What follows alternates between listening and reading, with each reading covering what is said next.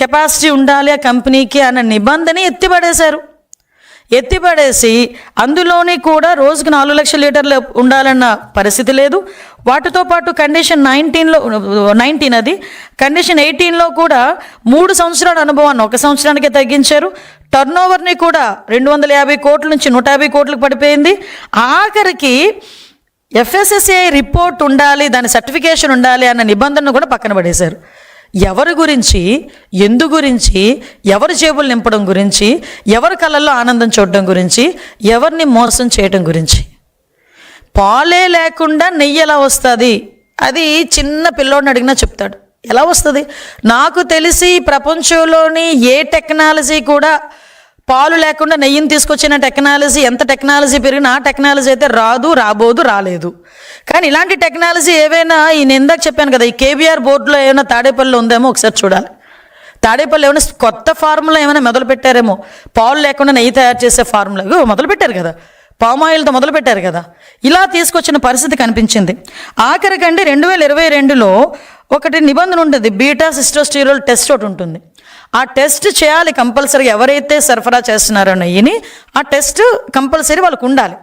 ఆ టెస్ట్ నిబంధనని కూడా సడలించేశారు. ధర్మారెడ్డి గారే పెడతారు, ధర్మారెడ్డి గారే తీశారు. ఎందుకోసం తీశారో తెలియదు, ఎవరి కోసం తీశారో తెలియదు, ఎంత దానికి ఖరీదు చేశారో కూడా తెలియదు, ఎవరు జేబులు నింపడానికి చేశారో కూడా తెలియదు. ఎందుకు చేశారని అడిగితే దానికి సమాధానం లేదు. ఈరోజు ఆఖరికి లాస్ట్ అండ్ ఫైనల్గా ఈ మహాపాపాన్ని తల చుట్టుకుంటుంది అనుకున్నాడో ఏంటో తెలియదు. కానీ ఈ వైవి సుబ్బారెడ్డి ఎక్స్ చైర్మన్ జగన్మోహన్ రెడ్డి తాలూకా వాళ్ళ బాబాయ్ ఈ రకంగా ఈరోజు మాట్లాడుతున్నారు. ఈరోజు ఒకసారి వినండి ఒక interview. I agree that they have submitted in their report that ghee is adulterated, and they have also mentioned adulterated ghee supplied because of so many people's involvement and some officers involvement, some third persons involvement in the all those people were named and short sheeted also. Ghee is adulterated with some palm oil, some canola oil, some other items, whatever it is that is found in the CBI SIT report that has been mentioned there. విన్నారు కదండి, నిన్నటి వరకు కల్తీ జరగలేదు అనుకునే పెద్ద మనుషులందరూ ఇప్పుడు ఏం సమాధానం చెప్తారు?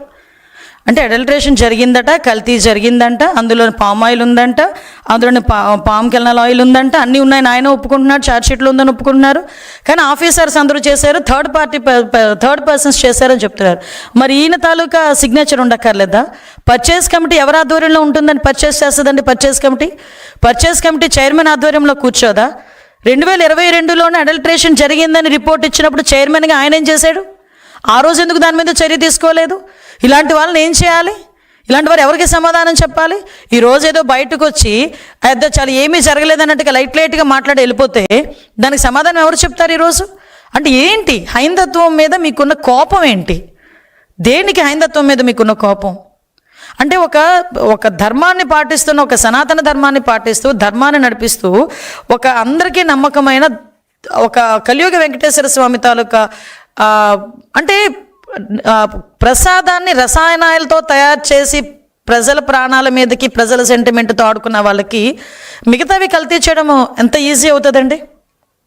అంటే ఇప్పుడు 5 సంవత్సరాలు ఒక్కసారి మేము వెనక్కి వాళ్ళ 5 సంవత్సరాల పరిపాలనలో ఏ ఒక్క చిన్నది పార్ట్ తీసినా అందులో కల్తీ ఉంటుంది గ్యారెంటీగాను. అందుకే అన్నాం కల్తీ బతుకులు, కల్తీ మనుషులని. ఈరోజు అలాంటి వాటిలన్నింటినీ మేము అడుగుతుంటే తిరిగి మా మీద ఎదురుదాడి చేస్తూ ఎవడెవడనో పంపించడం, వాడి చేతేమో చంద్రబాబు నాయుడు గారిని, లోకేష్ బాబు గారిని, పవన్ కళ్యాణ్ గారిని తిట్టిస్తే తిరిగి మేము ఏదైనా వాళ్ళని ట్రాఫిక్ అబ్స్ట్రక్ట్ చేసినా మేము కేసులు పెడితే ఆ కేసుల నేపథ్యంలో పరామర్శిస్తున్నానని చెప్పి ఒక 20 కిలోమీటర్లకి 30 కిలోమీటర్లకి కూడా 6 గంటలు 7 గంటలు ట్రాఫిక్ జామ్ చేయటం ఏంటండి ఇది? అంటే ప్రజలు చూడట్లేదు, ప్రజలు గమనించట్లేదు అనుకుంటున్నారా? లేకపోతే మీ సాక్షి మీడియా ఎలివేషన్స్కి ప్రజలు పడిపోతున్నారు అనుకుంటున్నారా? ఒకటి మాత్రం నిజమండి, ఎవరితోనైనా పెట్టుకోవచ్చు కానీ వెంకటేశ్వర స్వామి మాత్రం పెట్టుకోకూడదు. అది చాలా సందర్భాల్లో వాళ్ళ కుటుంబాల్లో కూడా రుజువైన సంగతి నేను ఈ సందర్భంగా గుర్తు చేస్తున్నా. ఎందుకంటే ఎంతో సెంటిమెంట్ కలిగి సాధారణంగా ఏ దేవుడినైనా ఏ దేవుడి గురించి అయినా మాట్లాడినప్పుడు, మామూలుగా మాట్లాడినా వెంకటేశ్వర స్వామి గురించి మాట్లాడినప్పుడు నిజంగా ఆ దేవదేవుడు అక్కడ వెలుసున్నాడు, అక్కడ మనల్ని చూస్తున్నాడు, మన కోరికలు తీరుస్తున్నాడు అన్న భావన కలుగుతుంది. నేను నిన్ననే నా కాన్షియన్స్లో చాగంటి కోటేశ్వరరావు గారి ప్రవచన ఉపమాక వెంకన్న ఆలయంలో పెట్టా. ఆయన అన్నారు, ఆయన ఒక శిల కాదమ్మా, ఆయన అక్కడ మనిషి.